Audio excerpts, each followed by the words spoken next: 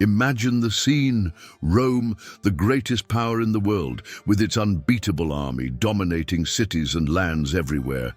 But in a dark corner of history, a man appears, a slave who was beaten, humiliated, and treated as nothing. This man, Spartacus, was not just any warrior. He was someone with immense strength and a desire for freedom that burned in his chest like fire. Now imagine the fear that gripped the hearts of the Romans when he rose up. From a simple slave, he became the leader of a revolt that challenged the most powerful empire the world has ever known, the empire that destroyed everything that opposed it. But Spartacus, he didn't want to conquer lands or riches. He wanted something much simpler, but much more dangerous: freedom. But what no one expected was that this slave, in his search for justice, would have the courage to face all of Rome. How did he do it? How did he challenge the absolute power of the city that never knew defeat? In his fight, he challenged not only soldiers, but destiny itself. The empire of Rome was threatened. Fear gripped the high walls of its palaces because Spartacus was coming, and he didn't just want to fight. He wanted to destroy tyranny. What happened to him? What made this revolt so immense, so terrifying, that even Rome trembled at his name? Let's discover together the story you've never heard before.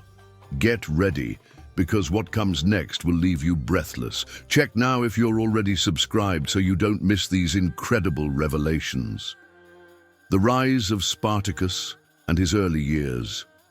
Imagine a man born free, raised in a land of indomitable warriors, only to be cast into the abyss of slavery and transformed into one of the most celebrated and feared gladiators in history.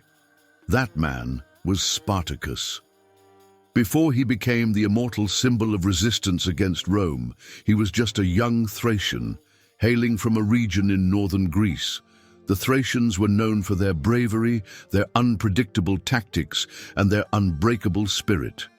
And Spartacus embodied each of these traits. Few records survive of his early life, but the stories suggest that Spartacus was born into a culture shaped by warfare. The dense mountains, deep valleys, and lush green hills of Thrace provided the backdrop for a people who were constantly fighting for their freedom. Spartacus, like many young men in his tribe, likely learned to wield rudimentary weapons at an early age, training with spears and swords while listening to heroic tales of resistance against invaders. He grew up amid chants and rituals that celebrated freedom as the greatest gift.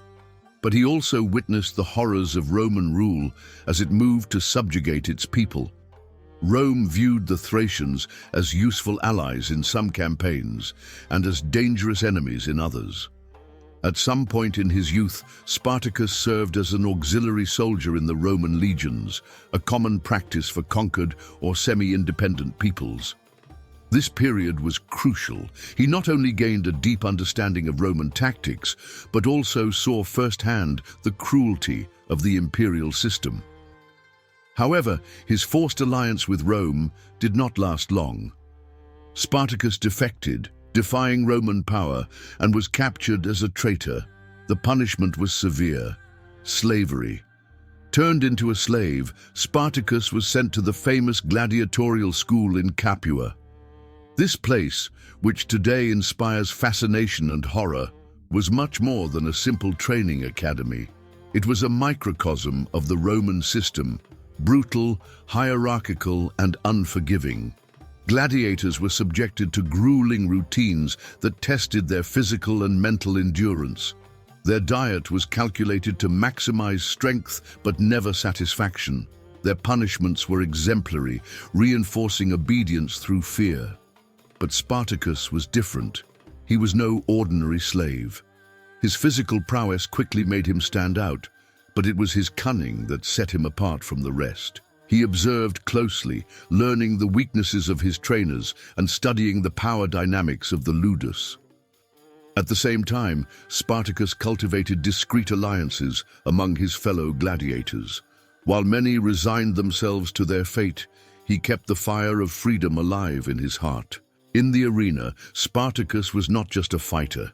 He was a strategist, someone who turned every fight into a calculated spectacle. His ability to predict his opponent's moves and react with near superhuman precision made him a legendary figure. But there was something else that set him apart. He fought with purpose. Each victory in the arena was a step toward a greater goal, a silent reminder that he was more than just a pawn in Rome's game. Yet Spartacus's true motivation lay beyond personal glory. He saw slavery as a cruel machine that destroyed lives and crushed spirits. The Roman Empire, with its economy based on the exploitation of millions of slaves, seemed invincible, but Spartacus saw cracks in the system. He knew that the discontent of the oppressed was a powerful weapon, and that if channeled correctly, it could challenge even the greatest empire of antiquity. The defining moment of his life came on a seemingly ordinary night at the school in Capua. Spartacus, along with some 70 other gladiators, devised a daring plan to escape. Armed only with makeshift knives and kitchen utensils, they attacked the guards with desperate fury. The escape was chaotic but successful. Spartacus and his group fled to the nearby hills, escaping Roman surveillance. This escape marked the beginning of something much greater. Spartacus did not see this victory as the end of his struggle, but as the first step towards a revolution. He knew he would need allies and began to gather runaway slaves, oppressed peasants, and anyone else who wished to challenge Rome. His army grew quickly, transforming from a small group of fugitives into an organized and determined force. Spartacus's strength lay not only in his muscles or his fighting skill, but in his vision. He believed that it was possible to build something new, a society where men and women were not defined by chains or titles. His words inspired hope, and his leadership proved that even the most marginalized could rise up against oppression. But the question remained: how would Spartacus, a slave gladiator, face the Roman military machine? Could he turn his vision into reality, or would he be just another rebel leader crushed by the Republic? What followed was a movement that shook Rome to its foundations, challenging not only the empire's military might, but also its idea of invincibility. In the next chapter, we'll follow how Spartacus turned his escape into a rebellion that would echo throughout history, facing off against Rome's mighty generals in an epic fight for freedom. What would you do in Spartacus's place? Would you follow the path of submission, or would you risk everything in the name of freedom? The escape from Capua and the beginning of the rebellion. Imagine a group of men, chained not only by the shackles on their wrists, but also by the weight of injustice. Each of them bore scars on their bodies and souls, the fruits of a system that treated them as nothing more than disposable pieces in a brutal spectacle. It was in this oppressive scenario that Spartacus planned his first great act of resistance, an escape that would not only be a race for freedom, but the trigger for a movement that would mark history, the unlikely plan that would change everything. The gladiator school in Capua, where Spartacus was imprisoned, was a veritable fortress. Armed guards, high walls, and severe punishments ensured that few would even dare to think about escaping. However, Spartacus was no ordinary man. He knew that it was not enough to simply dream of freedom. It was necessary to act with strategy and courage. The escape plan began in a simple, almost banal way. A revolt organized in secret, using kitchen utensils as improvised weapons. Butcher knives and barbecue skewers became swords and spears in the hands of the gladiators. Under Spartacus's leadership, a small group managed to defeat the guards and escape from the Capua prison. But this escape was not just a tactical victory, it was a powerful symbol. It showed that even those who were considered subhuman by the Roman Empire could fight for their dignity. As Spartacus and his companions raced to the hills of Mount Vesuvius, the winds of change were beginning to blow. They had won their freedom, but the real battle was yet to come. After all, how could a handful of gladiators stand up to the mightiest military machine in the ancient world? Mount Vesuvius, refuge and strategy. Mount Vesuvius, with its steep slopes and rugged terrain, became the first refuge for the fugitives. There, Spartacus began to transform a group of former slaves and gladiators into an organized military force. The geography of Vesuvius played a crucial role. The narrow routes and high ground offered a strategic advantage against the Roman troops. But what really surprised Rome was Spartacus's leadership. He was not just a fighter, he was a strategist. Under his guidance, the rebels began raiding nearby villages, seizing supplies and, most importantly, freeing other slaves. Each new recruit brought a story of hardship and a burning desire for revenge, and Spartacus' army grew rapidly. Here is where one of history's great ironies arises. Rome, so accustomed to subduing its enemies, now faced a threat from within. And what began as a desperate escape would soon turn into a full-scale rebellion. The first great victory. The surprise at Vesuvius, convinced that the runaway slaves were nothing more than a ragtag band, the Romans sent a small force to surround Mount Vesuvius. The plan was simple: block all escape routes and wait for hunger and desperation to do the dirty work. But Spartacus had other plans. Using his strategic intelligence, he ordered his men to weave vines from the slopes of Vesuvius into makeshift ropes. During the night, while the Roman soldiers were resting, the rebels descended the steep slopes and surprised the enemy camp. The attack was devastating. The Roman troops, taken by surprise, were defeated within hours. This victory was more than a military triumph, it was a psychological blow.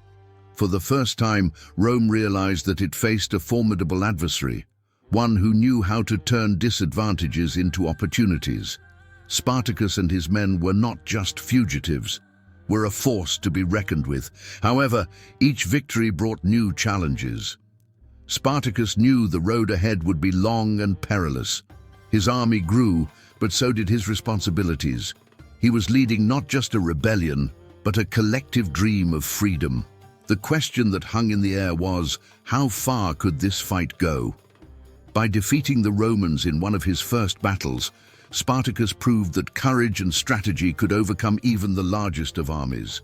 But what would happen when Rome, humiliated and enraged, decided to respond with the full force of its military machine? The next chapter reveals the aftermath of this battle and how Spartacus would defy expectations once again. Was he prepared for the burden of leadership and the sacrifices that would come? From rebels to army, the rise of Spartacus. Imagine a scenario where the oppressed rise up, not just to survive, but to change the fate of thousands. While Rome saw a group of gladiators and slaves as an isolated threat, Spartacus transformed this revolt into something much larger, an organized army, driven by a thirst for justice and the hope of freedom. But how exactly did he manage to lead such a transformation? This is one of the most fascinating parts of his story. The expansion of the rebel army. After his stunning victory at Mount Vesuvius, Spartacus knew it was time to strengthen his movement. He began recruiting slaves and farm workers from every region he passed through. Farmers, shepherds, artisans, and even deserters from the Roman army joined the cause, bringing with them valuable resources and skills that would prove invaluable. Each new addition brought a breath of hope, but also logistical challenges. Feeding, training, and coordinating a growing number of people was no easy task. Spartacus, however, proved to be a visionary leader. He established clear rules and fostered a sense of community and discipline among his followers that was rare in uprisings of this kind. His leadership was not based solely on fear or brute force. He inspired loyalty through example and mutual respect. But what really set Spartacus apart was his ability to balance idealism with pragmatism. He knew that he could not simply confront Rome head-on. Strategies had to be devised and alliances had to be forged. The short-term goal was to ensure survival, but there was something bigger at stake, a movement that could change the social structure of the empire. The logistics of an outlaw army life as a rebel army was marked by constant challenges. During his campaigns, Spartacus had to ensure that his followers had access to basic supplies such as food, weapons, and shelter. On many occasions, they relied on raiding Roman villages and farms. This practice, although criticized, was a matter of survival. To increase the effectiveness of his troops, Spartacus took bold measures. He encouraged his men to learn group combat tactics similar to those used by the Roman legions. This included strategic formations, such as the use of the testudo, a technique in which soldiers used their shields to form a protective barrier. Imagine the psychological impact of this. A group of slaves, previously disorganized, now faced the Roman soldiers with discipline and military efficiency. In addition, Spartacus understood the importance of mobility. He avoided prolonged confrontations and preferred quick, decisive attacks. This approach not only confused the Roman generals, but also caused them immense losses. It was as if Spartacus had turned Roman territory itself into an unpredictable battlefield. Rome's first defeats Rome, accustomed to subjugating foreign peoples, now faced an unexpected enemy within its own borders. The first forces sent to fight Spartacus were led by underestimated generals who treated the rebels as a minor threat. This arrogance proved to be a fatal mistake. One of the most remarkable battles of this period occurred when Spartacus and his army faced a contingent of Roman troops on an open plain. The Roman generals believed that the superior numbers and training of the legions would guarantee victory. However, Spartacus surprised them again.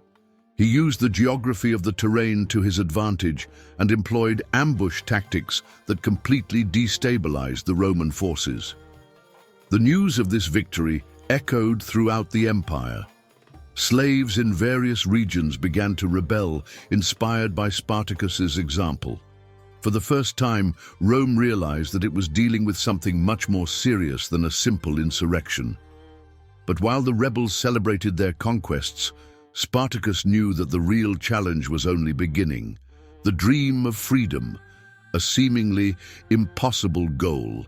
Despite his success, Spartacus faced a fundamental question. What would be the fate of his army? He knew that he could not continue to wander indefinitely through Roman territory. The initial idea was to lead his followers beyond the Alps, where they could start a new life beyond the reach of Rome. Many historians believe that this was Spartacus's true goal, not to destroy the empire, but to secure the freedom of his men. However, not all of his followers shared this vision. Many wanted to remain in Italy, plundering cities and accumulating wealth. This division of objectives was one of the greatest challenges Spartacus faced. How could such a diverse group with such conflicting interests remain united? This question still resonates today as an example of leadership in the face of adversity. And it was in this moment of uncertainty that Rome began to reorganize itself. The Senate decided that it could no longer underestimate the threat posed by Spartacus. A new general was appointed to lead the Roman army against the rebels. Marcus Licinius Crassus, a man known for his ambition and ruthlessness. Crassus was not only interested in defeating Spartacus, he wanted to transform this victory into a personal legacy. As Spartacus continued to defy the odds, Crassus prepared his troops for a decisive confrontation. The clash between these two leaders promised to be epic, but the question that remained was, how far would Spartacus go to secure the freedom of his followers? And what would happen if the dream of freedom collided with the unforgiving reality of Rome? The end of a revolution and the legacy of Spartacus. Amidst the vast plains and valleys of Italy, where the wind carried the smell of wet earth and the distant echoes of Roman trumpets, Spartacus faced a dilemma that would forever mark his trajectory. The doubt that tormented him was not only strategic, but deeply human. Should he lead his men in a last stand, even knowing that the chances of victory were slim, or seek an escape route to freedom, an ideal that had always guided his struggle? As the siege tightened, the Roman Senate saw the revolt led by Spartacus as a direct threat to the power and order of the empire. The uprising had exposed weaknesses in the Roman system that could not be tolerated. So they assigned one of their wealthiest and most ambitious generals, Marcus Licinius Crassus, to put down the rebellion once and for all. For Crassus, this mission was not just a matter of duty, it was his chance to cement his reputation as a military leader and statesman, securing his place in the pantheon of Rome's greats. The siege of destiny. Crassus, with his immense wealth and seemingly limitless ambition, employed tactics that demonstrated not only his military skill, but also his ruthlessness. He ordered the construction of a wall some 30 miles long along the isthmus of the Rhegium Peninsula, cutting off Spartacus and his men from any outside resources. This physical barrier symbolized Rome's insurmountable power and at the same time was a ruthless method of stifling the rebels. Within the siege, days turned into weeks, and the morale of Spartacus's followers began to fray. Winter brought with it freezing nights, while food supplies quickly ran out. Men who had once fought with passion now suffered from hunger, disease, and uncertainty about the future. Despite this, Spartacus remained a figure of hope and leadership. He knew that despair was his army's greatest enemy, and he used every moment to bolster his men's spirits by reminding them of why they were fighting: freedom. In a bold move, Spartacus negotiated with Cilician pirates in an attempt to transport some of his troops by sea, bypassing Crassus's barrier. But this attempt also proved a devastating blow. The pirates, motivated by promises of gold from Rome, betrayed Spartacus and abandoned the plan, leaving his men even more isolated. Faced with this betrayal, Spartacus knew there was no escape. Then he made a decision that would echo through the centuries. He would face Rome in one last battle, not to win, but to die a free man. The final battle, glory or defeat. The day of the battle arrived under a cloudy sky, as if even the Roman gods were aware of the fate that awaited Spartacus and his followers. The rebel army, outnumbered and exhausted, knew that it would face overwhelmingly superior forces. Crassus had assembled some 40,000 well-armed and disciplined soldiers, yet Spartacus refused to retreat. The chronicles say that Spartacus gave a fiery speech before the battle, reminding his men that despite the circumstances, they had one thing the Romans could never take away: their dignity. He personally led the charge, breaking Roman formations and fighting with a ferocity that surprised even the most hardened legionaries. In a moment of pure symbolism, Spartacus is said to have advanced toward Crassus, determined to confront him face to face. However, the sea of Roman soldiers prevented him from reaching the general. The battlefield was a scene of devastation. Of the more than 50,000 men who followed Spartacus, most were killed. Those who were captured faced an even crueler fate. Some 6,000 rebels were crucified along the Appian Way, in a line of terror that stretched for miles. For Rome, this display of brutality was a clear warning to anyone who dared challenge the power of the Senate. The legacy of Spartacus. Although he was defeated, Spartacus left an impact that transcended his death. He proved that even oppressed slaves could organize, fight, and challenge one of the greatest empires in history. His name became a symbol of resistance, inspiring movements for freedom and justice throughout the centuries. The fate of Spartacus, however, remains a mystery. No Roman record mentions the discovery of his body on the battlefield.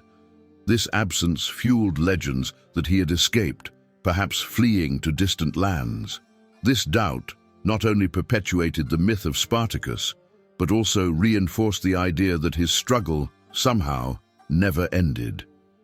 More than a military leader, Spartacus was an emblem of human courage. He united men of different backgrounds in a common cause, showing that even the most adverse conditions cannot extinguish the desire for freedom. His story is not just about a slave revolt, but about the power of an ideal and the impact it can have on the course of history. Now think about what Spartacus meant to Rome and to the world. What if he had won? What would history have been like if the slaves had managed to shake the foundations of the most powerful empire of its time? What could his victory have meant for the future of humanity? These questions remain in the air, but one thing is certain. Spartacus reminds us that, even in the face of the greatest adversity, the fight for freedom is a cry that can never be silenced. Now tell me, can you imagine the impact that a single person can have against the entire power of an empire like Rome? Spartacus proved that even with all the odds against him, the fight for freedom is something that no one can erase. He faced powerful generals, betrayals, and an unbeatable army. But he never gave up on his ideal.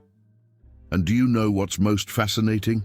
His story doesn't end there. Spartacus's revolt was not just about weapons and battles. It was about courage, sacrifice, and what it means to dream of a better world, even when everything seems impossible. But be careful. That was only part of the story. Rome, with all its power and intrigues, is full of surprising episodes that changed the course of humanity. Are you ready to discover the next chapters of this empire?